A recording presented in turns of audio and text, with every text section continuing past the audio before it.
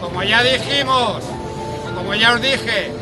hace 3 semanas, en la concentración de aquí, de los paros parciales, no os decía adiós, os decía hasta luego, porque muchos nos temíamos que hoy,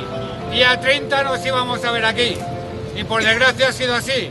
pero no por desgracia nuestra, por desgracia de una dirección que no nos toma en serio, que no sabe dónde tiene la mano derecha ni la mano izquierda, y que esperemos, porque ayer a última hora intentaron con migajas que esto se desmontase,